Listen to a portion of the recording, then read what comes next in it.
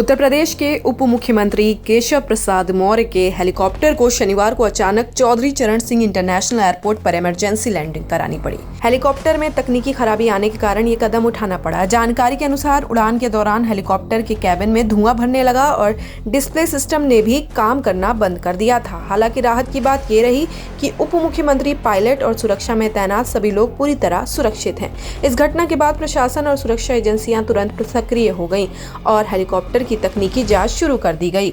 कौशाम्बी दौरे पर जा रहे थे उप मुख्यमंत्री। बताया जा रहा है कि उप मुख्यमंत्री केशव प्रसाद मौर्य शनिवार सुबह लखनऊ के हेलीकॉप्टर के जरिए कौशाम्बी के दौरे पर जा रहे थे। वहां उन्हें एक महत्वपूर्ण कार्यक्रम में शामिल होना था। उड़ान भरने के कुछ समय बाद ही हेलीकॉप्टर ने तकनीकी समस्या का संकेत मिलने लगा। पायलट को पायलट के उपकरणों में गड़बड़ी दिखाई दी और कुछ ही देर में कैबिन में हल्का धुआं भी दिखाई देने लगा।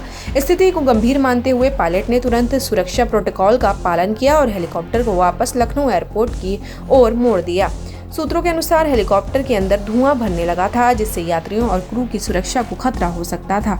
ऐसे में पायलट ने बिना देरी किए एयर ट्रैफिक कंट्रोल से संपर्क किया और इमरजेंसी लैंडिंग की अनुमति मांगी। एयरपोर्ट प्रशासन ने तुरंत रनवे खाली करवाया और हेलीकॉप्टर को सुरक्षित उतरने की अनुमति दे दी। कुछ ही मिनटों में हेलीकॉप्टर ने सुरक्षित तरीके से लखनऊ एयरपोर्ट पर लैंडिंग कर ली। लैंडिंग के समय एहतियात के तौर पर एयरपोर्ट पर फायर ब्रिगेड, मेडिकल टीम और सुरक्षा बलों को भी तैनात कर दिया गया था ताकि किसी भी स्थिति से तुरंत निपटा जा सके। सबसे पहले राहत की बात यह रही कि इस घटना में किसी को भी चोट नहीं आई। हेलीकॉप्टर में सवार डिप्टी सीएम, पायलट और सुरक्षा कर्मियों को सुरक्षित बाहर निकाल लिया गया।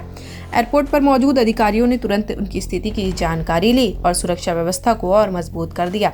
घटना के तुरंत बाद प्रशासनिक और सुरक्षा अधिकारियों की टीम भी मौके पर पहुंच गई और पूरे मामले की जानकारी ली। इमरजेंसी लैंडिंग के बाद हेलीकॉप्टर को एयरपोर्ट के सुरक्षित क्षेत्र में खड़ा कर दिया गया। अब तकनीकी विशेषज्ञों की टीम यह पता लगाने में जुटी है कि आखिर उड़ान के दौरान धुआं क्यों भर गया और डिस्प्ले सिस्टम क्यों बंद हो गया। प्रारंभिक जानकारी के मुताबिक यह मामला तकनीकी खराबी से जुड़ा हो सकता है, लेकिन अंतिम कारण जांच के बाद ही स्पष्ट होगा। अधिकारियों का कहना है कि सुरक्षा मानकों के अनुसार हर पहलू की बारीकी से जांच की जाएगी ताकि भविष्य में ऐसी घटना दोबारा न हो। हेलीकॉप्टर में खराबी आने के बाद डिप्टी सीएम केशव प्रसाद मौर्य ने अपना कार्यक्रम रद्द नहीं किया।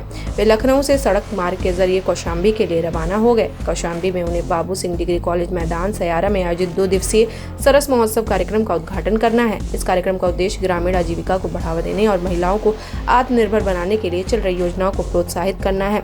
सरल महोत्सव में स्वयं सहायता समूह द्वारा बनाए गए उत्पादों की प्रदर्शनी भी लगाई जाती है, जिससे ग्रामीण महिलाओं को अपने उत्पादों को बाजार तक पहुँचाने का अवसर मिलता है।